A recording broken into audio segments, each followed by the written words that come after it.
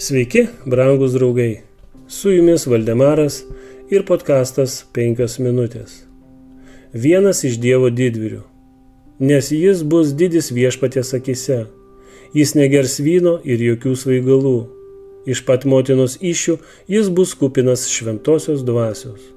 Luko 1 skyrius 15 eilutė.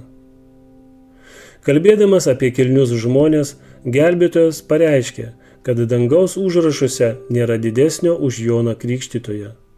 Jam patikėtas darbas reikalavo ne tik fizinės energijos ir ištvermės, bet ir aukščiausių proto bei sielos savybių.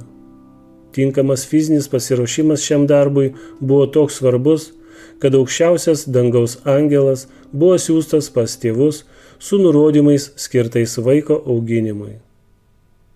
Formuodami Jono charakterį, kuris padarytų jį tinkamą atlikti jam pavestą darbą, jo tėvai turėjo ištikimai bendradarbiauti su Dievu. Jonas buvo sūnus pagyvenusių tėvų, jis buvo stebuklingai gimęs vaikas. Todėl tėvai galėjo galvoti, kadangi jis turi atlikti ypatingą viešpaties pavestą darbą, tai viešpats jo ir pasirūpins. Bet tėvai taip nemanė. Jie apsigyveno nuošalioje vietoje, kur jų vaikas negalėtų būti prieinamas miesto gyvenimo gundimams ar skatinamas nepaisyti tėvų jam duotų patarimų ir nurodymų. Jonui buvo daug lengviau savęs išsižadėti dykumoje, suvaldyti savo norus ir įrengtis įprastai.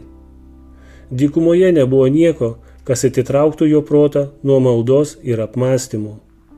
Nors jis ir užtvėrė visus kelius, kuriais šėtonas galėtų įžengti, šis vis dėlto turėjo priėjimą prie Jono. Bet jo gyvenimo įpročiai buvo tokie tyri ir natūralūs, kad jis galėdavo pastebėti priešą ir turėjo dvasios jėgų bei charakterio tvirtumą pasipriešinti jam. Prieš Joną buvo atskleista gamtos knyga su visu neišsemiamu mokymo lobynu.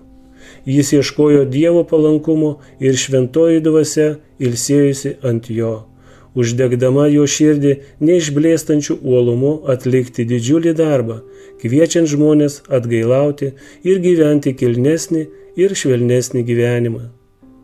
Gyvendamas neturtingai ir patirdamas vienišo gyvenimo išmėginimus, Jonas taip sugebėjo įvaldyti visas savo fizinės ir protinės jėgas, kad žmonių akivaizdoje galėtų stovėti tvirtai, nepajudinamas aplinkybių, kaip uolos ir kalnai, kurie jį supo 30 metų.